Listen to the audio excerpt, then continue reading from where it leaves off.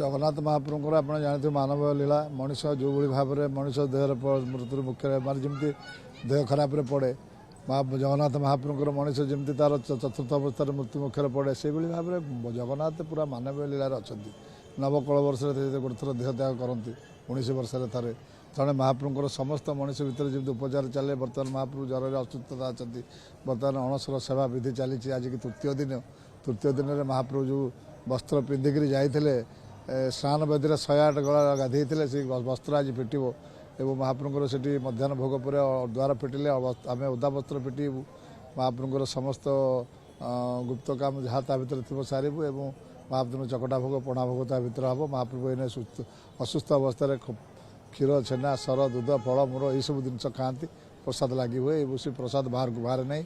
ତେଣୁକରି ସମସ୍ତ ଗୁପ୍ତ କାର୍ଯ୍ୟ ଚାଲେ ଏବଂ ମହାପ୍ରଭୁଙ୍କର ବର୍ତ୍ତମାନ ଯେଉଁ ଅସୁସ୍ଥ ସମୟରେ କୌଣସି ଭଜନ କୀର୍ତ୍ତନ ଘଣ୍ଟ ଏସବୁ ଜିନିଷ ହେବ ନାହିଁ। ମହାପ୍ରଭୁଙ୍କ ପାଖରେ ବିଭିନ୍ନ ବେରଙ୍ଗ ଫୁଲ ଲାଗିବ ନାହିଁ। ଗୋଟିଏ ଧଳା ଫୁଲ ଲାଗିବ।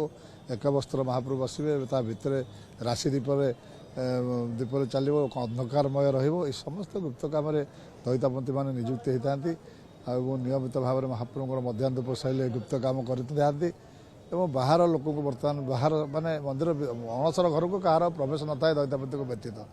ତେଣୁକରି ଗୁରୁ ଦାୟିତ୍ୱ ଦଇତାପତିମାନେ କରୁଛନ୍ତି ଏବଂ ମହାପ୍ରଭୁଙ୍କର ସ୍ନାନ ଯାତ୍ରା ଜାଣିଥିବେ ଅତି ସୁନ୍ଦର ଭାବରେ କରାଗଲା ଏବଂ ସୁନ୍ଦର ଭାବରେ ସମସ୍ତଙ୍କ ସହଯୋଗରେ ଅତି ନିଖୁଣ ଭାବରେ କରାଗଲା। ଆଗାମୀ ଦିନରେ ମହାପ୍ରଭୁଙ୍କର ନବଯୌବନ ଦର୍ଶନ ରଥଯାତ୍ରା ବାହୁଡ଼ା ଯାତ୍ରା ଏବଂ ସୁନାବେଶ ନୀଳାଦ୍ରି ବିଜୟ ଅତି ସୁନ୍ଦର ଭାବରେ ହେବ।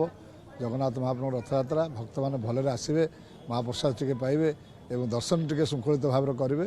ଏଥିପାଇଁ ସମସ୍ତ ପ୍ରୟାସ ମନ୍ଦିର ପ୍ରଶାସନ ଜିଲ୍ଲା ପ୍ରଶାସନ ପୁଲିସ ପ୍ରଶାସନ କରାଯାଇଛି ଆଉ ସମସ୍ତେ ସହଯୋଗରେ ମିଳିତ ସହଯୋଗରେ ଅତି ସୁନ୍ଦର ଭାବରେ ମହାପ୍ରଭୁଙ୍କର 2026 ରଥଯାତ୍ରା ହେବ। ଯେହେତୁ ମହାପ୍ରଭୁ ଅଣସର ଘରେ ଅଛନ୍ତି ପଟ୍ଟିଦିଅ ରୂପରେ ଦର୍ଶନ ଦେଉଛନ୍ତି ତେଣୁ ପଟ୍ଟିଦିଅଙ୍କ ପାଖରେ କ'ଣ ସବୁ ଭୋଗ? ପଟ୍ଟିଦିଅଙ୍କ ପାଖରେ ବର୍ତ୍ତମାନ ମହାପ୍ରଭୁ ପାଖରେ ଅନ୍ନ ଭୋଗ ହେଉଛି। ପଟ୍ଟିଦିଅ ଦୋଳଗୋବିନ୍ଦ ମଦନ ମୋହନ ଲକ୍ଷ୍ମୀ ସରସ୍ୱତୀ ରାମକୃଷ୍ଣ ନୃସିଂହ ଭଗବାନ ଆମର 3 ଫଟୋ ଅନନ୍ତ ନାରାୟଣ ଅନନ୍ତ ବାସୁଦେବ ଭୁବନେଶ୍ୱରୀ ଏହି ଠାକୁରଙ୍କୁ ବର୍ତ୍ତମାନ ଅନ୍ନଭୋଗ ହେଉଛି। ସେ ଭୋଗ ବର୍ତ୍ତମାନ ସମସ୍ତ ଭକ୍ତମାନେ ପାଉଛନ୍ତି ଏବଂ ଅଣସର ଘରେ ଏହି ଠାକୁରଙ୍କୁ ଜଗନ୍ନାଥଙ୍କର ଯିଏ 12 ମାସରେ 13 ଯାତ୍ରା କରିଥାନ୍ତି ଏହି ସମୟରେ ଏମାନଙ୍କୁ ପୂଜା କରାଯାଏ।